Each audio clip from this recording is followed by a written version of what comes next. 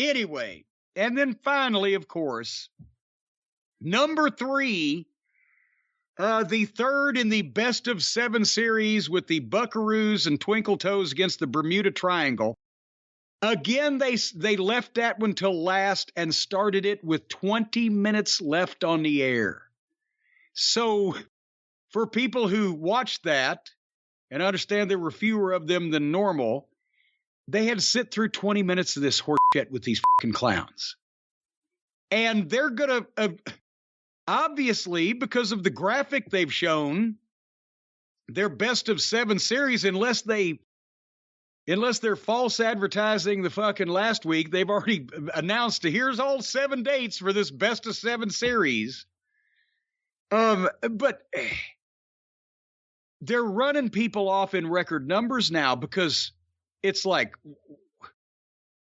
we've discovered something that you don't want to watch, so we're going to do nothing else but that. What kind of fucking formula is that? Did you have have you heard about the ratings? Have you read about the ratings? I have the ratings here. I was waiting to see if you had any more notes on the big Young Bucks or the big Elite. Well, no, Death I Triangle Spectacular. It's not serious. They don't actually intend for this. Is them.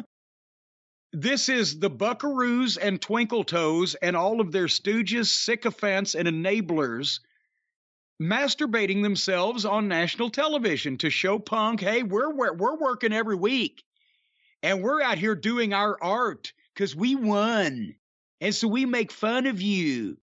And we make fun of the people that like you. All those extra fans you brought that didn't want to see us because they tuned us out. And that's what they're doing. They're fucking rubbing it in Punk's face and Larry's face and all the regular fans' faces that thought that when they started getting big names, they would do as it was prescribed in the Bible, and they would throw off their childish ways and send the trampoline cowboys back to Cucamonga. But instead, no, they're Tony's friends. They're his E-Fed buddies. So they won, and now they're going to do this stuff every week, whether we want to see it or not. Whether it all looks the same or not, whether it makes any sense or not, whether it gets anybody over or not. So let's talk about those numbers. Let's talk about those numbers. They may be coming out to Kansas's Carry On My Wayward Son, but the fans viewing Dynamite are becoming like dust in the wind. Whoa! By the end of this show here. Oh, wait, hold on. Well, thank you very much. Well, before we get to the point of no return, I will continue on here with this. Wait, hold on here. And those are the 3 Kansas songs I know. Jim, AEW Dynamite this past week had overall 870,000 viewers. Quarter 1, Hangman Adam Page and Jon Moxley having a confrontation, and the beginning of Danielson versus Harwood, 1,030,000 viewers. So over 1 million people start out coming off the reruns of a several-year-old situation comedy. Segment 2, which is the end of Danielson versus Harwood, and a promo from Ricky Starks, 877,000 viewers. Oh, Jesus Christ. So once that the people watched the first 15 minutes, saw what was being advertised for the show, and got into the middle of one of the best wrestling matches they've had on this program in a while, it still wasn't enough to keep 150,000 of them. Segment 3, which is Claudio Castagnoli and Wheeler Yuta having a confrontation with the Jericho Appreciation Society. That was a pre-tape in the back. I skipped through that. As well as Samoa Joe versus AR Fox, 869,000 viewers. So about 8,000 difference, about flat. Segment 4, or quarter 4, the MJF and William Regal confrontation / promo / segment, 889,000 viewers. So they got 20,000 of them back to see the explanation and revelation of why that this long-running group, Blackpool Combat Club, suddenly disintegrated and William Regal went to the dark side. MJF won the title. The explanation is going to be given, and we cracked 900,000. Jesus Christ. Well, we're at 9 o'clock, quarter 5, which is the end of the MJF William Regal promo / brass knuckle incident, as well as Ricky Starks versus Ari Daivari and Jamie Hayter and Britt Baker's promo, 869,000 viewers. And at the top of the 9 o'clock hour, they lose another 30,000 people. And quite frankly, if I told you to pick what they could put on that show to lose more viewers, it would have been this segment. Quarter 6, Anna Jay versus Willow Nightingale, the return of Ruby Soho, and Orange Cassidy having a confrontation with QT Marshall. Now, thankfully, I missed that on the speed search entirely. QT Marshall is still getting on this show. 838,000 viewers. Oh! So they start at the top of the 9 o'clock hour. At the top of the 9 o'clock hour, they do 889 for quarter 4. Or going into the 9 o'clock hour, they do 889 for quarter 4. Top of the 9 o'clock hour, they lose 20,000 to 869. And by 9:15, they've lost 50,000 people from the top of the fucking hour? Okay. Quarter 7. Jade Cargill's promo that you just reviewed, the Acclaimed and Billy Gunn promo, and the beginning of the Elite versus Death Triangle Match 3, 801,000 viewers. Oh, and there went another 37,000 from the previous quarter. And finally, quarter 8, the Elite versus the Death Triangle, the conclusion of the match, 792,000 viewers. So 238,000 people from start to finish, or pretty much 25% of the audience said, fuck it. And the major loss came from the point in time where MJF and Regal parted ways to when the EVPs and the Bermuda Triangle spent 20 minutes out there getting in their own way. And that right there was around 100,000 people. Again, Dax versus Danielson was a match that wouldn't appeal to you unless you're into really good matches. The women's segments every week run off viewers. And this week, look, back to back to back. Jamie Hayter and Britt Baker's promo was in quarter 5. Quarter 6 had Anna Jay versus Willow. Quarter 7 had Jade. 3 straight segments with women. And I hate to put down women's wrestling, but let's be honest about what's been happening with the ratings. They drive away the viewers. And then there's nothing, even if you're the biggest Young Bucks and Kenny Omega fan, there's nothing they do to bring new people in or bring people back. If you're predisposed to being a fan of that style of wrestling, you're probably already there and you're ready for it, but everyone else is getting ready for bed. And, here's the one thing I'm seeing, and we'll close this thing up on AEW, but the one thing that I'm seeing is that they always have started with over 1 million people because that's their lead-in, but they used to keep the most percentage of those people through the first hour at least, and then the second hour would be the, Titanic, all hands off deck, and everybody be bailing out. But now they're bailing by 30 minutes into the show, or even earlier. Other than MJF, what did you have to look forward to? Because they used to have CM Punk will be here. If they didn't open the show with CM Punk's music, you knew it was coming by 9 o'clock. There was a reason to hang on. Yeah. There's not, and I'm not saying that as a CM Punk fan, I'm just saying there aren't too many guys there right now that would give you a reason if you see a graphic at the bottom of the screen, this is coming up later in the show. Who's supposed to hold you? Over 150,000 fucking people left from the time that they started the show until the second fucking quarter. That's insane. What do you think the Elite do next week? Do they ask Tony to book him in the first hour? What do you think they're going to do to combat the fact that the reputation is now going around in that locker room and, of course, amongst fans, that they are driving away viewers? Well, I think the point that we can make most probably is if you see the elite over the next week or two, and that best of 7 match come up at 8 o'clock or 8:15 or what earlier in the show, there's obviously no statistical reason to do that. So it's probably a cover our diminishing reputation move. Because especially now, when they've done this 3 times, and every time that match runs people off in the tens of thousands. If they were to put it on when they've got their biggest audience, that would be based on the statistical information that they've got already, the stupidest thing they could possibly do. So I expect to see that. At what point does someone acknowledge that having the women's division featured so prominently on TV? I mean, they gave Anna Jay and Willow Nightingale a lot of time. When do people start acknowledging that this is a problem and this is driving away viewers? When Tony decides to start acknowledging it, when Tony decides to start acknowledging anything, he doesn't want to hurt the girls' feelings. Well, Twinkle Toes has the Japanese girls so far up Tony's ass that he's tried to, apparently pare back on that a little bit because we're still seeing as many girls, but now they're all the American indie girls that can't work rather than the Japanese indie girls that can't work.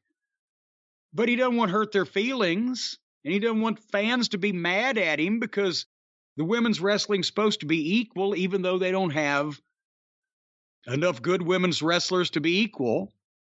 He doesn't want to do anything with the EVPs. That's obvious, or he would have jerked a knot in all of their tails when all this shit was going on with Punk before it blew up. But he didn't. He wouldn't do anything about it then because he's a coward. He didn't like confrontation. He wants everybody to be his friend. If he gets his feelings hurt, then he'll just, send it to Megan or whatever. Hey, he's also on the record saying that he thought it was a good idea to have a little bit of locker room dissension. It's good for what happens on camera. Remember, he did say that on the record. Well, because again, he's heard some veterans say that when talking about the Vince McMahon's management style or whatever, keeps the guys against each other, keeps them on their edge. That's when you're in control. When you're in control of your company and your locker room and you've got an experienced staff that's in control as well, then yeah, you can, you can instigate some personal rivalries with the guys in the locker room to juice up the edge of the program. But when you have no control over anybody and they know that they can act out willy-nilly without anybody really doing anything about it, then you don't want that because now you've just let the fucking inmates not only run the asylum, but you've handed them fucking sidearms. Remember when he told Andre, don't fucking punch Sammy Guevara in the face. Okay, I won't. What's the first thing he did when Sammy walked in the building? He was standing there to punch him in the fucking face. He said, I don't care what I told Tony Khan. I was going to punch him in the face. And the word was Tony didn't want to let him go because he wanted to go. He wanted to get fired and go to WWE. Yes, he said, I'll punch him and you can fire me. No, I'm not going to fire you. That's Tony Khan's actual quote was, if you punch the guy, I'm still not going to fire you. Okay. Now I get to punch the guy I'm mad at, and all they're going to do is send me home where I want to go anyway. My God. It's all a factor, Brian. Everything's a factor. Yes, it is. Everything is a factor in what's going on. And you know what one of the biggest factors is, I think, in the skirmishes and the problems between these wrestlers? The biggest is they don't eat right. They are not eating well. They're on the go all the time. It's a holiday season. They're traveling from place to place. Tony's the only billionaire that they've suckered into giving him a job. Most of the rest of these guys have to go work for hot dogs on the weekends. They don't eat right. And when you don't eat right, not only are you damaging your body, you're damaging your mind because food is fuel for the human body. And if you put the leaded gas in one of these fine new motors, well, it'll just gum up the works. And if you're too busy or you're traveling, or you got the holidays, or you got kids, or you've got wrestlers in your locker room that are fighting with each other, you got to referee that. You don't have time to cook properly, you're just eating junk. Junk in and junk out. That's what I say. Crap in, crap out. That's exactly what's going to happen. But not with our friends at Factor. Because Factor is a ready-to-eat meal delivery service that shops and preps and cooks and delivers to your door so you can enjoy the chef-crafted, dietitian-approved meals during the holidays minus the hassle. And they've got 34 meals a week. Holy mackerel, they're hungry son of a guns. You don't have to eat them all if you don't want to. Well, there's a week every February where you have to eat everything on your plate or they'll come to your house, but more on that later. But they've got Gourmet Plus. They've got Keto, Calorie Smart, Vegan and Veggie, add-ons like smoothies and juices and snacks and all that stuff. And especially did I mention the flavorful chef-crafted meals that you can enjoy guilt-free because you didn't steal them. Somebody else stole them. You weren't there. They're going to provide you with an alibi. Nobody stole them. No, they're not going to provide you with any kind of alibi. Nobody stole them. They're legally obtained and chef-crafted wonderful meals. Yes, and you can enjoy them guilt-free. I guess that means you didn't necessarily steal these meals. Whatever you steal, whatever you do out there in your daily life. No. Let's say you mistreat some senior citizens. Let's not say that. You steal some money from children's charities. Or that. Maybe you kick a cat. Then you come home and you sit down and you have one of these guilt-free meals and it takes all the guilt away. After you eat the Factor food, you feel just fine. You're ready to go out and fuck somebody else around the next day. Guilt-free meals. Guilt-free, you won't feel any guilt about what you're ingesting, what you're bringing into your body. Your body is your temple, and you'll be supplying your temple with the best possible chef-crafted, good-tasting, delicious, and nutritious food. Takes away all your guilt. Guilt you feel from pillaging and foraging about for other people's belongings and cheating people on business deals and parking in other people's preferred spots. Take away all your guilt. Not only do they offer the fast, simple solutions when you're too busy to cook, they help you stay on top of your goals. Protein Plus, Keto, you can stay on track with your diet. Factor has everything you need for a week of flavorful, nutritious eats. So right now, folks, I know this may be a mouthful, so jot it down. You're going to head to go.factor75.com/JCE60. That's go.factor, F-A-C-T-O-R, 75.com/JCE60 and use the code JCE60 to get 60% off your first box. See, that's why the 60's in there. And this is also a brain exercise. When you eat good food, it helps your memory. That's why this is the world's longest link. Go.factor75.com/JCE60. Use the code JCE60 at checkout to get 60% off your first box of Factor prepared meals that will be good for you and take away all of your guilt. No longer will you feel remorse for the horrible things you've done to other human beings in your life. Just eat some of this fine Factor food, and you'll be happy as a pig in poop. Factor.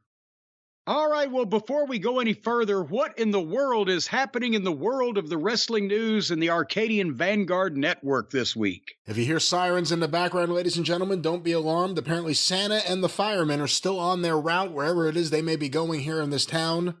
God forbid an arsonist were to get on the loose right now, but another action-packed week on the Arcadian Vanguard Podcast Network. Get information about all the shows on Twitter at Superpodcast or on Facebook, facebook.com/Arcadian Vanguard. A few notes. Of course, the wrestling news. Every day, a free daily wrestling newscast summing up everything that's happening in the world of wrestling with no opinion, no star ratings, no conjecture, just the wrestling news. Check it out today, like so many have, at thewrestlingnews.com. You can download it directly from there or wherever you find your favorite podcasts. Look for Arcadian Vanguard's The Wrestling News. And of course, the 605 Super Podcast, The mothership! Jesus. What's going on over there? Just trying to bring you down. All right, where's the gun? Ladies and gentlemen, go through the archive today at 605pod.com, available wherever you find your favorite podcast. And thank you to everyone who has been going through the archive lately. I really do appreciate it. More to come from the 605 Super Podcast, the Mothership.